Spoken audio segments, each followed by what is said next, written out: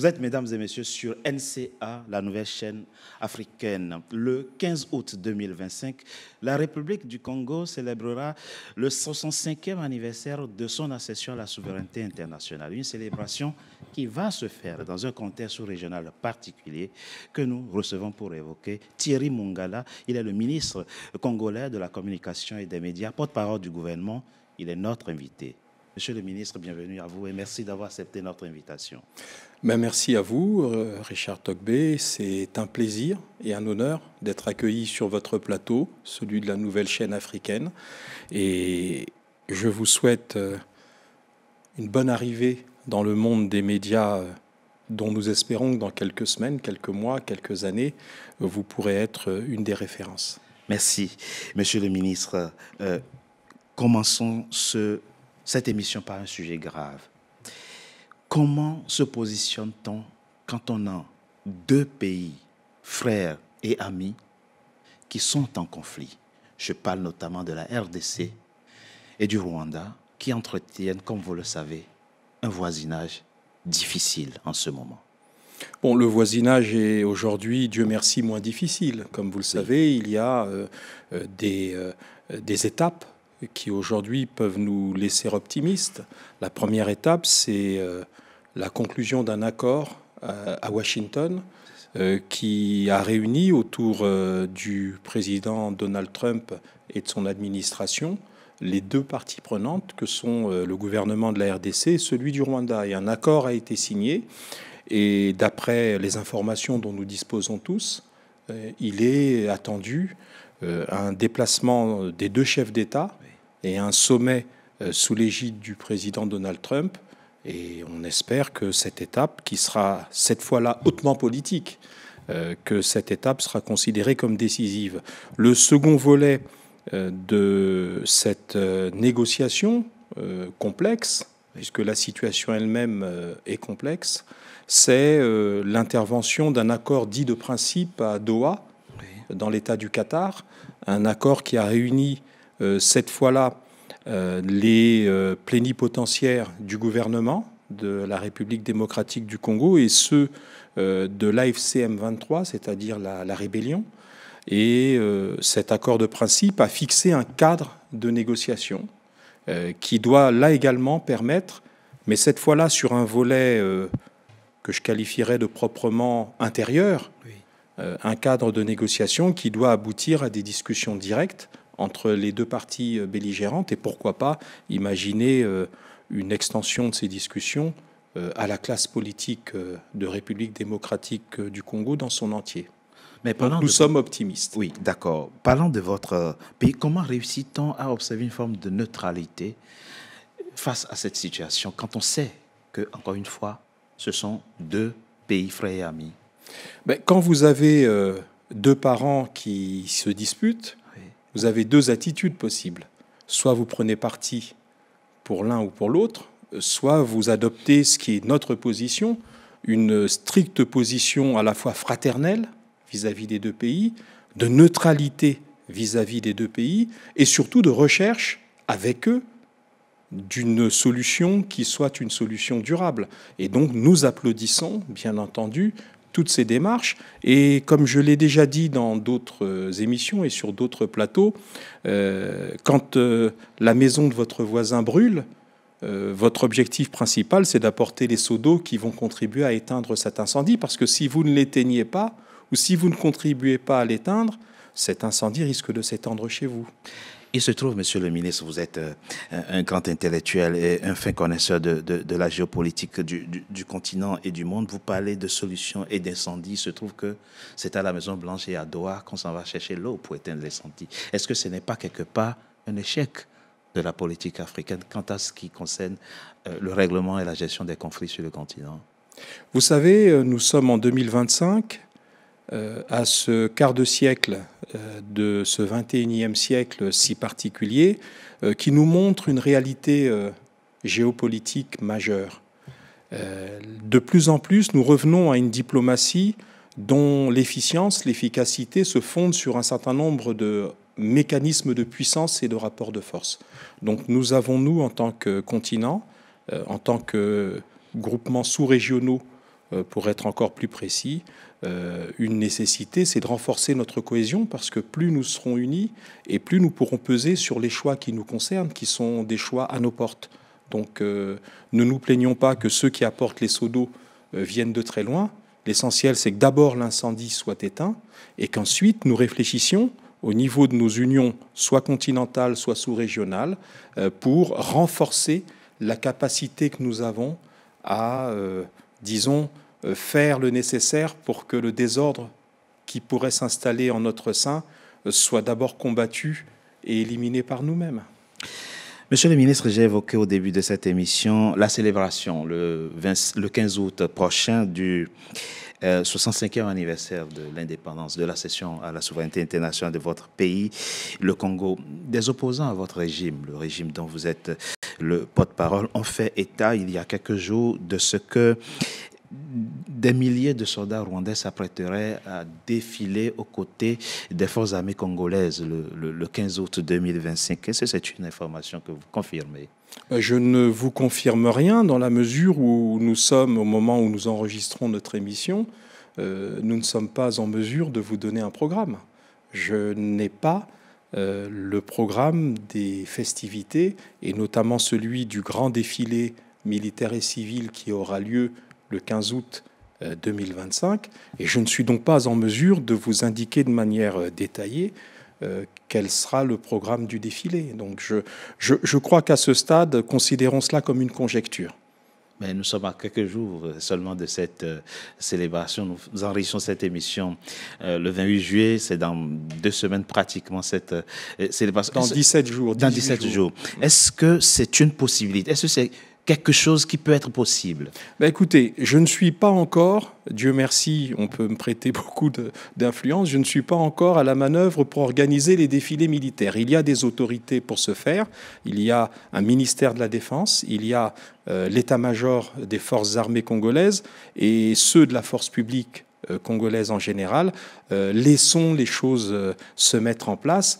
Et vous le savez, quand un défilé et son programme sont annoncés, les choses sont rendues publiques en temps et en heure. Donc je ne peux pas vous dire quelque chose qui infirme ou qui confirme une information dont je ne dispose pas. Vous avez parlé tout à l'heure de neutralité et vous avez utilisé la figure donc, de 2 frères qui sont en conflit ou qui se disputent. Sauf que certains analystes, monsieur le ministre, vous prêtent, en tout cas prêtent à votre pays et à votre régime plus d'affinité que vous en avez avec l'autre Congo. Qu'est-ce que vous leur répondez? Je n'ai pas compris votre question. Il y a des analystes qui prêtent à votre pays, la République du Congo, plus d'affinité avec le Rwanda que vous en avez avec la RDC. Ce qui fausse, bien entendu, la neutralité que vous venez d'évoquer. Qu'est-ce que vous leur répondez? On vous sent, en tout cas, plus proche du Rwanda que de la RDC. Bon, je crois qu'il s'agit là de fantasmes. D'abord, nous avons un grand voisin. Oui. Dont, avec lui, nous disposons des 2 capitales les plus proches du monde. C'est ça. Comme je l'ai dit tout à l'heure, quand votre voisin attrape la fièvre, finalement, c'est vous qui risquez d'éternuer. Kinshasa, rien que Kinshasa, c'est 20 millions d'habitants. Oui. C'est-à-dire, globalement, 3 fois plus de population à Kinshasa que dans tout le Congo, la République du Congo-Brazzaville, dans son entier. Allez-y. Donc, de ce point de vue-là, nous avons ce voisinage historique, ce voisinage obligé, ce voisinage culturel, ce voisinage familial, qui est pour nous incontournable. Donc ceux qui disent que nous aurions des affinités davantage d'un côté plutôt que de l'autre sont dans une démarche qui est une démarche presque intellectuellement absurde. Ce grand voisin avec lequel nous sommes si imbriqués est notre partenaire et notre voisin pour toujours. Les régimes passeront, les gouvernements passeront, et les voisins sur la rive gauche et la rive droite du fleuve Congo seront toujours là, seront toujours les mêmes. Donc nous avons une approche qui est tout à fait simple. Les 2 États coopèrent dans tous les domaines. J'ai à vous dire qu'il y a quelques semaines, le ministre de l'Intérieur du Congo-Brazzaville, du Congo, de notre pays, a été reçu par le président Félix-Antoine Tshisekedi Tshilombo, et qu'à cette occasion, il y a certainement eu des échanges de haut niveau sur des questions dont on peut imaginer qu'elles sont sérieuses. De même, nous sommes un État, vous l'avez rappelé tout à l'heure, qui a 65 ans d'indépendance, et donc qui, depuis 65 ans, ayant atteint sa souveraineté au niveau international, a à sa disposition une diplomatie qui est fondée sur la recherche des partenariats les plus étendus, sur les plans économiques, sur les plans de la diplomatie agissante en matière d'échange, en matière de formation, en matière de coopération sous-régionale et internationale. Ce pays, dans sa recherche de partenariats à caractère économique et social, a des échanges avec tous ses voisins et avec tous les pays amis et frères, que ce soit la RDC ou le Rwanda. Donc on ne pourra jamais reprocher à un État de rechercher ces partenariats qui sont des partenariats, encore une fois, à vocation à accélérer ou à renforcer notre propre développement. Voilà tout. Maintenant, ceux qui portent des jugements ou qui ont des analyses biaisées, parce que nous les qualifions d'analyses biaisées, on ne peut rien faire contre ce type de déclaration. Quand c'est le porte-parole du gouvernement qui le dit, on ne peut que croire. Monsieur le ministre, revenons au Congo et à la célébration le 15 août du 65e anniversaire de votre indépendance. La célébration d'une indépendance, c'est généralement l'occasion de faire une rétrospection, de jeter un regard sur le chemin parcouru. Comment se porte votre pays, le Congo, 65 ans après son indépendance? Bon, il se porte comme un pays qui a justement 65 ans depuis son accession à la souveraineté, c'est-à-dire un État qui a traversé de nombreuses épreuves, qu'elles soient positives ou qu'elles soient hélas parfois négatives, qui a appris à la fois de ses épreuves, de ses erreurs, qui a un peuple qui est résolument mobilisé. 65 ans, vous savez, c'est à peu près 2 générations à l'échelle humaine. Nous sommes entrés donc avec ces 65 ans, dans la 3e génération de Congolais issus de l'indépendance. Eh bien, tout cela nous donne des instruments, des outils qui sont ceux de la maturité, qui sont ceux du vivre ensemble, qui sont ceux à l'échelle humaine de notre capacité à considérer que nous avons fait un long chemin, qui n'est pas suffisant, bien entendu, mais en 65 ans, nous avons multiplié les infrastructures. Par exemple, il y avait seulement, au moment de notre indépendance, quelques dizaines de routes bitumées. Oui. Nous avons aujourd'hui des milliers de kilomètres de routes bitumées. Grâce à la municipalisation? Grâce à tout ce qui a été mis en place depuis 65 ans, avec une accélération depuis que le président Denis Sassou Nguesso a mis son focus et sa priorité sur les questions d'infrastructure. Parce que, comme vous le savez, pour qu'un pays se développe, il faut à la fois une jeunesse formée, ça c'est un autre challenge et un grand challenge que le président de la République et son gouvernement tentent de relever, mais également comme préalable, je l'ai dit à l'instant, le développement d'infrastructures suffisantes pour adosser notre indépendance et notre développement sur des structures solides.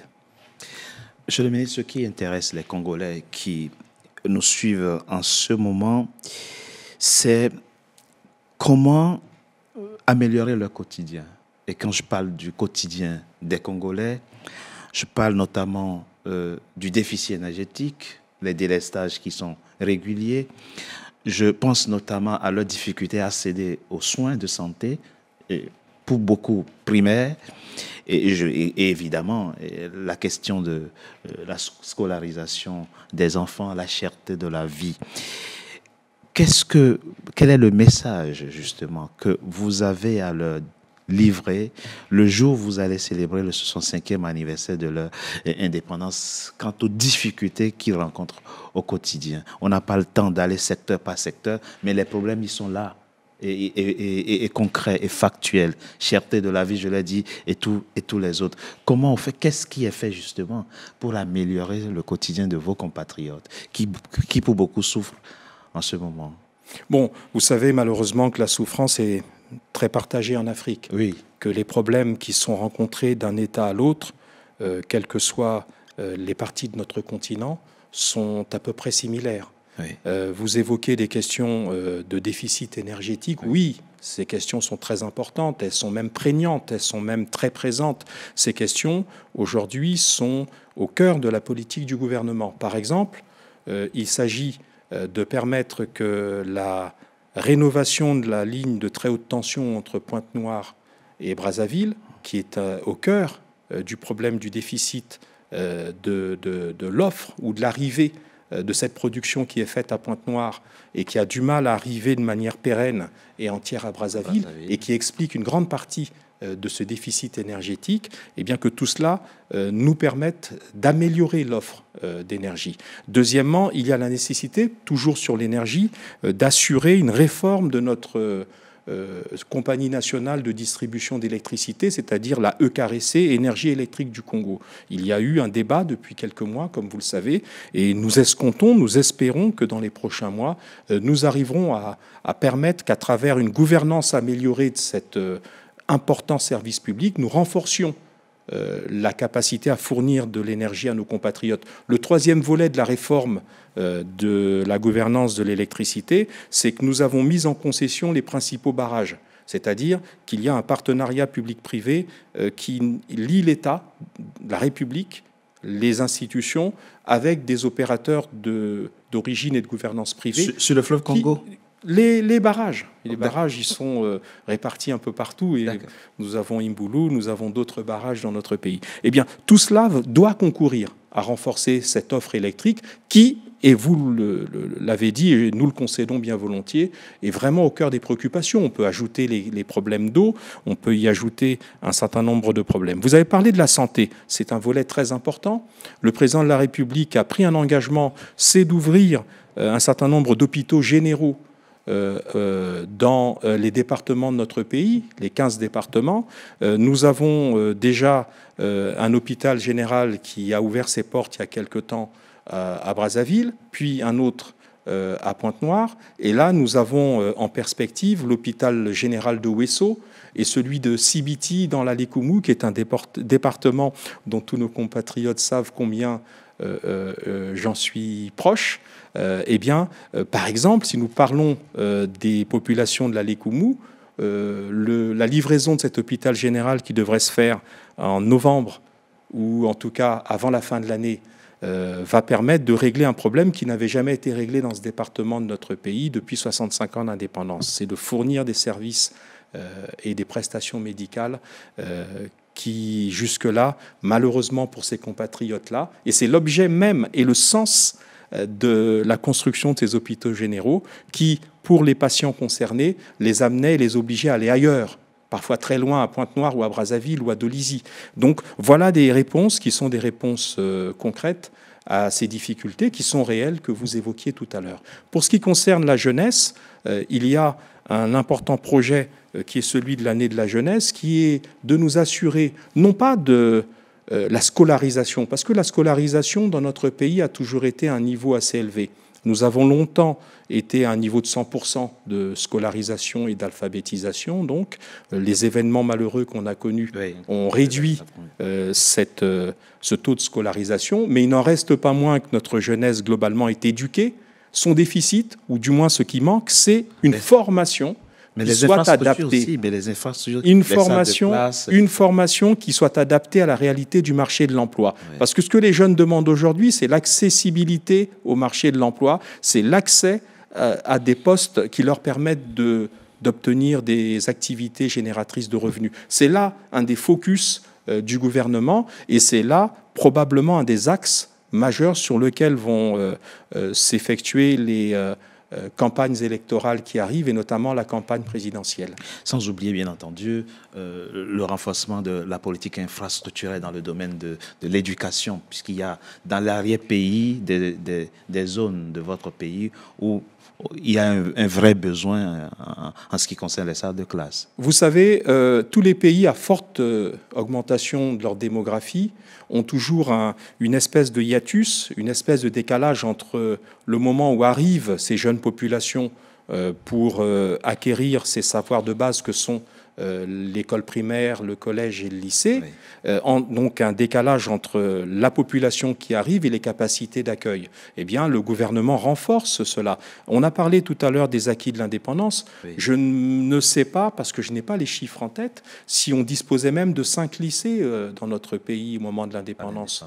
Et aujourd'hui, nous disposons de nombreux lycées qui sont répartis de manière assez harmonieuse sur la carte nationale. Nous avons des dizaines et des dizaines de collèges et de collèges d'enseignement général ou d'enseignement technique. Donc, le renforcement de l'offre est quelque chose de constant dans la politique du gouvernement. Mais comme je l'ai dit tout à l'heure, il y a toujours malheureusement un temps de latence, un léger décalage entre l'accroissement de la population et notamment l'arrivée massive de ces jeunes et puis le renforcement et l'augmentation des infrastructures. Vous venez de le dire, vous venez d'évoquer la campagne électorale qui s'annonce dans quelques mois. Effectivement, une échéance importante attend votre pays en 2026. À quoi doit-on s'attendre? Beaucoup de vos opposants prônent, en tout cas, souhaitent un renouvellement de la classe politique, une véritable alternance en tout cas dans votre pays, le Congo. À quoi doit-on s'attendre en 2026? Bon, d'abord, c'est ce que vous évoquez ne se décrète pas. Oui. Le renouvellement, il appartient à chaque groupement politique, il appartient à chaque formation politique, il appartient à tous les courants d'opinion de manière générale de promouvoir au maximum les jeunes dans l'organisation, l'animation de ces courants et de ces formations. Ça ne se décrète pas. Chaque courant politique a une obligation, c'est celle de promouvoir ceux des jeunes qui se considèrent, eux, comme les sympathisants de ces courants-là.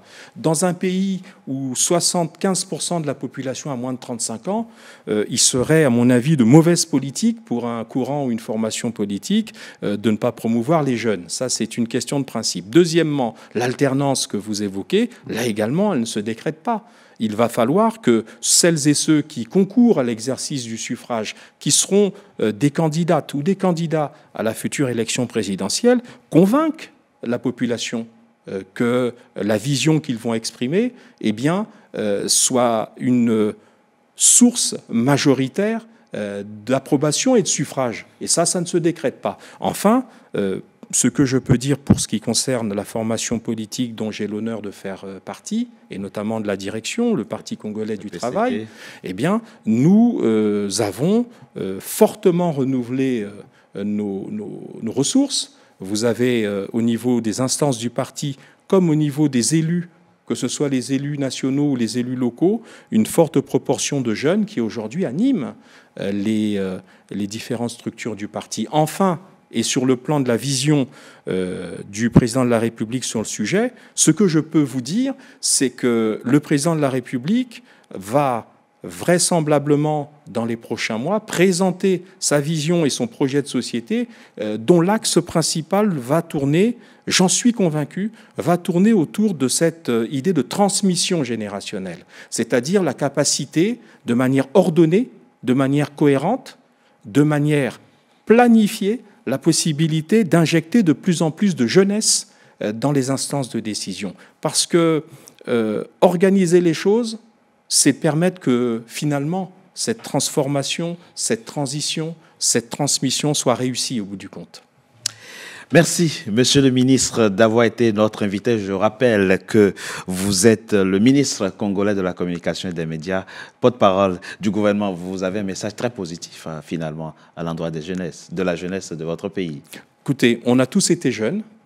Quand on est jeune, on a des rêves, on a une vision qui est celle de notre avenir personnel et de l'avenir collectif de notre nation. Eh bien, il faut que nos jeunes sachent qu'ils ont, avec le président de la République, un guide, une passerelle, un passeur, et qui leur permettra de se réaliser, de réaliser leurs rêves. Mesdames et messieurs, c'était notre invité. Merci d'avoir été nombreux en notre compagnie. À très bientôt pour un nouveau numéro de notre invité. Merci, Monsieur le ministre. Merci.